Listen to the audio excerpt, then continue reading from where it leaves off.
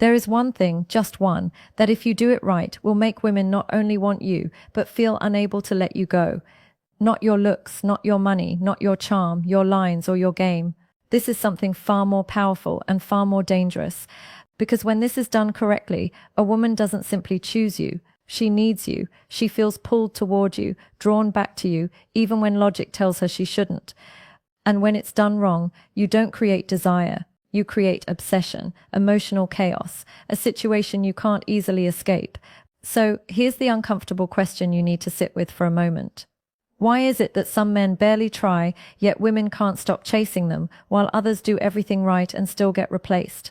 The answer isn't flattering, but it changes everything you think you know about attraction. Attraction isn't logical, it's psychological, and once you understand the mechanism behind it, you stop guessing and you stop chasing. Before we go any further, make sure you like this video and subscribe to the channel. If you're here to understand women beyond fantasies and surface-level advice, you're in the right place. Now, let's talk about what women actually chase and why most men never see it coming. Most men believe attraction is built on being wanted.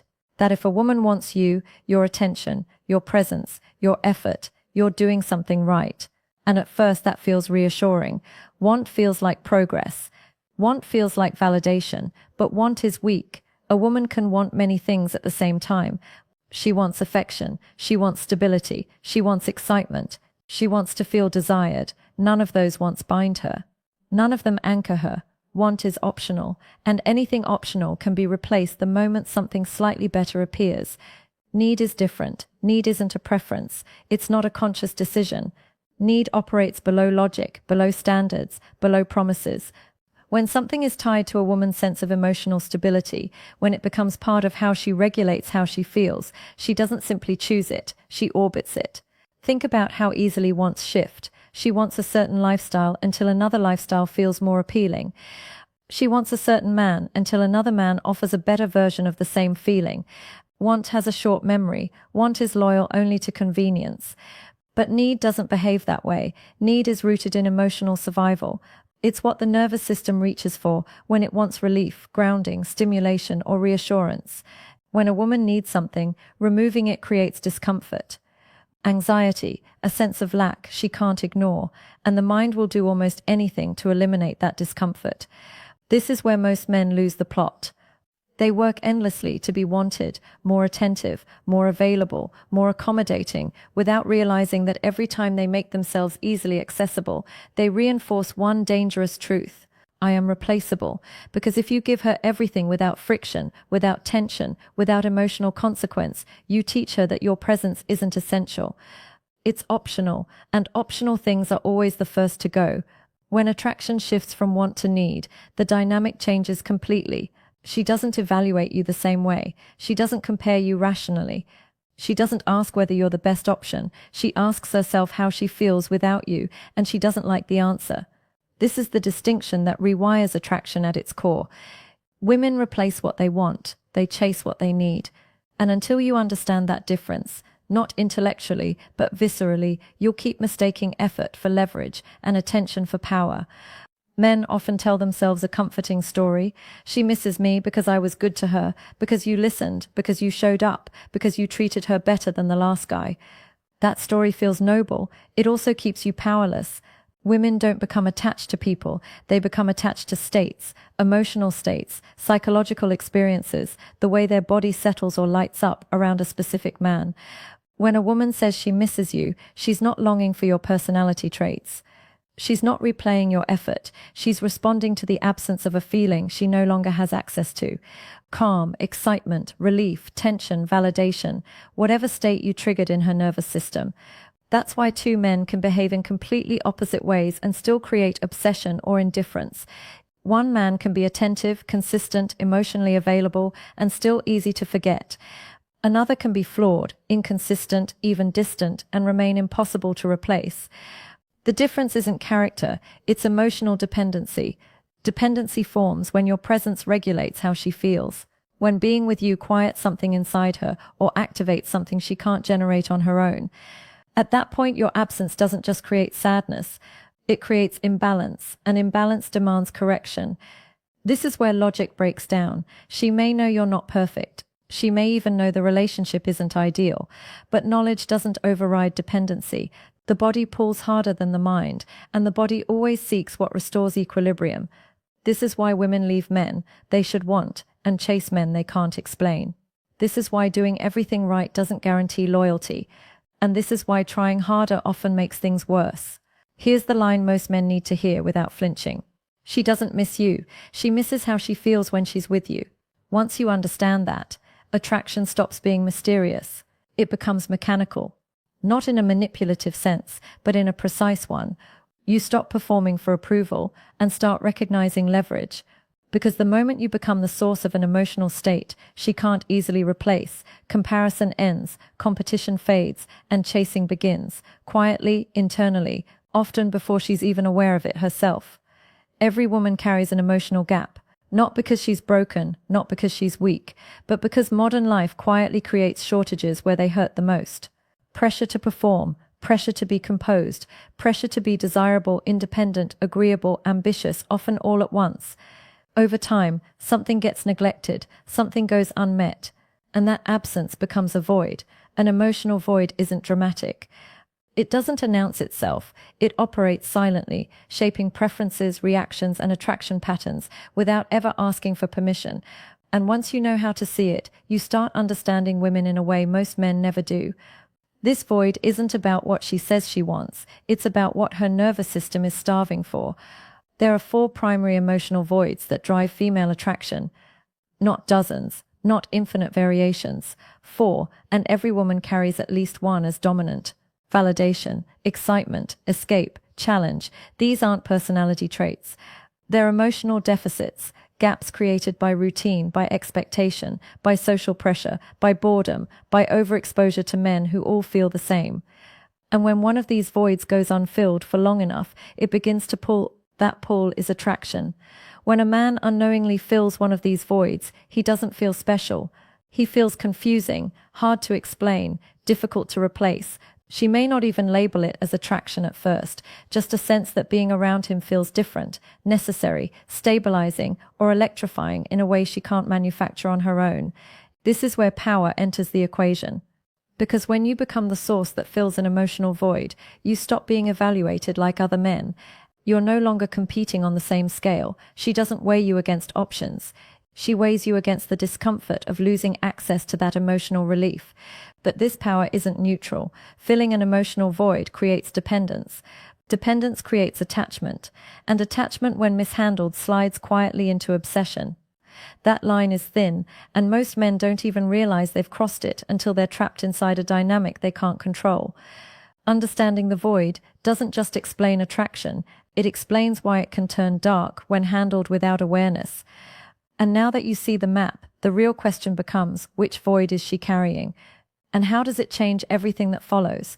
Validation is the most misunderstood force in attraction. Most men think more validation equals more desire, more compliments, more reassurance, more affirmation. And at first it seems to work. She smiles, she responds, she leans in. Then something shifts, because validation doesn't create attachment when it's constant. It creates comfort, and comfort, when it's predictable, becomes invisible. The nervous system stops responding to what it can count on. What's always available stops carrying value. Women live in a world of evaluation. Social media, work, dating, attention is everywhere. And because it's everywhere, it's cheap. So validation only becomes powerful when it's unpredictable, when it's earned, when it's selective. This is why inconsistent validation, given deliberately, not carelessly, hits so much harder than endless praise. When she doesn't know when she'll receive your approval, her mind fills in the gaps. Dopamine spikes, anticipation builds. She starts adjusting her behavior subtly, unconsciously, to regain that feeling. Not because she wants to impress you, but because her nervous system wants the reward again. Give validation too freely, and you teach her that your approval has no cost. Withhold it entirely, and you create distance without connection. But when validation comes and goes with intention, it becomes something she chases without realizing she's chasing it. Then there's excitement. Most women aren't bored because their lives are empty. They're bored because their emotional landscape is flat. Routine, responsibility, predictability, the same conversations, the same outcomes, the same men saying the same things in slightly different voices. Excitement isn't about chaos, it's about contrast. A man who introduces emotional spikes, moments that feel different, unexpected, charged, cuts through that flatness instantly. He doesn't overwhelm, he disrupts. He creates tension where there was none, curiosity where there was familiarity. This is why excitement is addictive, not because it's loud, but because it breaks the pattern. Unpredictability activates attention. Teasing activates play. Mystery activates imagination. And imagination does more work than effort ever could. Once her mind starts filling in emotional gaps on its own, you've stepped out of the role of entertainer and into the role of stimulus. Here's the truth: most men resist. Women don't get addicted to men. They get addicted to the emotional experience men provide. Validation makes her feel seen. Excitement makes her feel alive. When you become the source of both without over-delivering either, you stop being one option among many. You become the emotional high she can't replicate on demand. And once that happens, attraction no longer needs persuasion. It sustains itself. Escape is one of the most underestimated forces in attraction because it doesn't look dramatic from the outside. It looks quiet, subtle, almost boring, and that's exactly why it's so powerful. Most women are always on managing impressions, managing responsibilities, managing expectations, work, family, social pressure, appearance, performance, even relaxation often comes with an unspoken requirement to stay composed. Very few spaces allow her to drop all of that. When a man becomes a place where she doesn't have to explain herself, impress, or hold it together, something shifts. Her body relaxes around him, her mind slows down, the constant internal noise fades. That relief is not intellectual, it's physical, and once the nervous system associates you with that feeling, it starts craving access to it. Escape isn't about fixing her problems, it's about temporarily removing her from them. You become the environment where she can exhale, where she doesn't have to be on brand, where there's no performance, no evaluation, no pressure to maintain control. That kind of emotional relief is rare, and rarity creates value. Then there's challenge. This is the part most men misunderstand because they confuse challenge with arrogance or coldness. That's not what creates attraction. What creates attraction is resistance. The uncomfortable truth is this: most men are easy. Easy to read, easy to access, easy to win over. They over-explain, they over-invest, they rush to prove value before any value has been earned. And ease kills desire. People place higher value on what requires effort, not because they enjoy suffering, but because effort signals worth.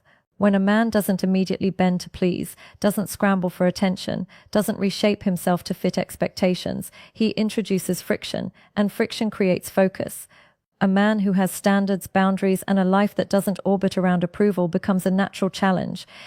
Not by acting distant, but by being anchored. He doesn't chase validation, so his attention feels meaningful when it's given. Scarcity doesn't mean absence, it means selectivity.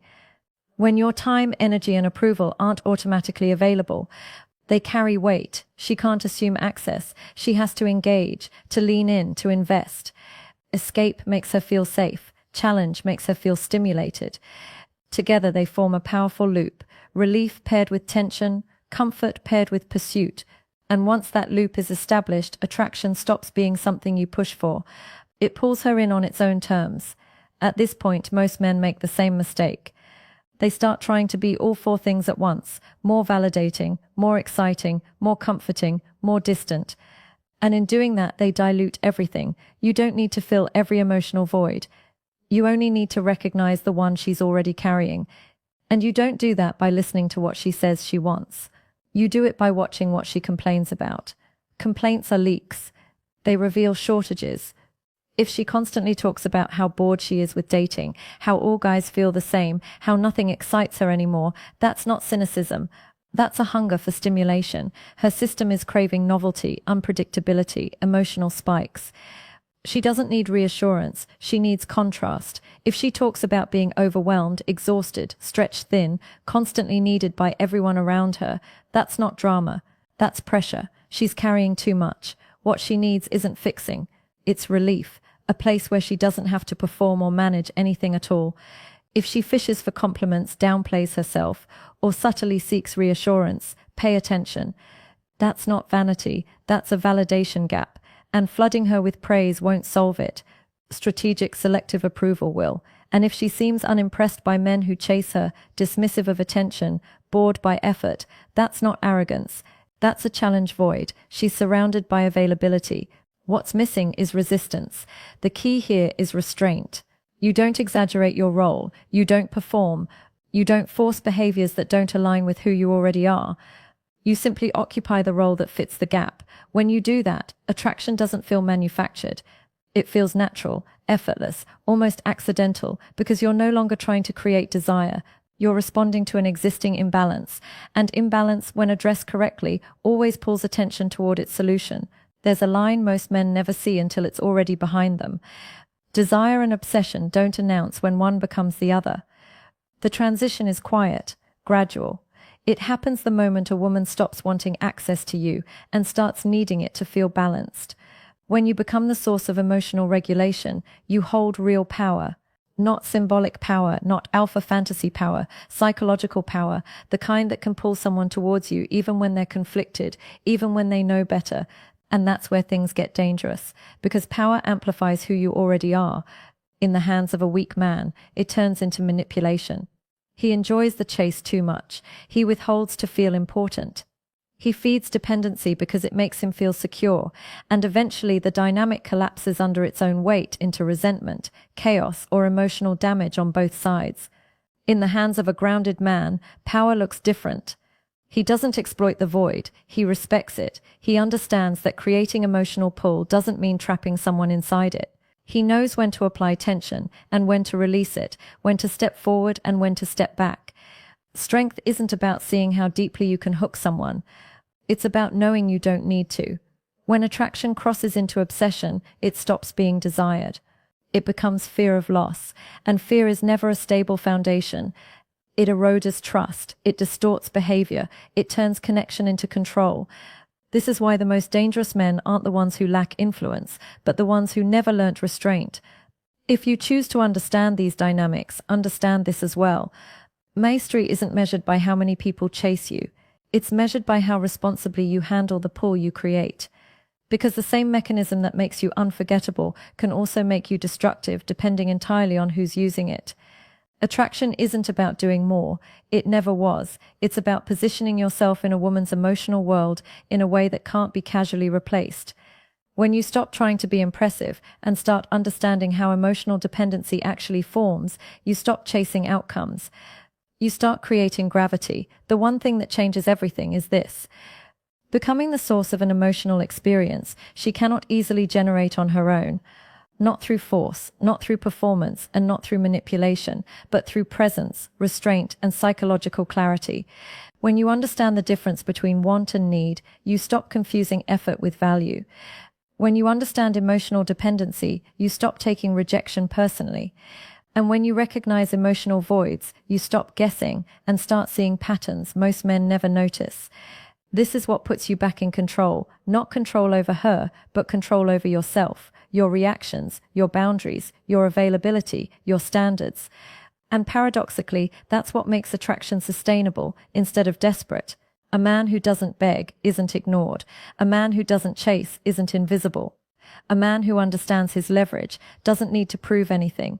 If this shifted the way you see attraction even slightly, make sure you subscribe to the channel, like the video, so this message reaches the men who need it, and share it with someone who's still stuck trying harder instead of thinking deeper. And if you've ever been in a situation where a woman couldn't let go or where you couldn't understand why she pulled away, leave a comment, not for validation, for reflection. Because the moment you stop asking, how do I make her want me, and start asking, why does she feel different when I'm gone, you're no longer playing the same game.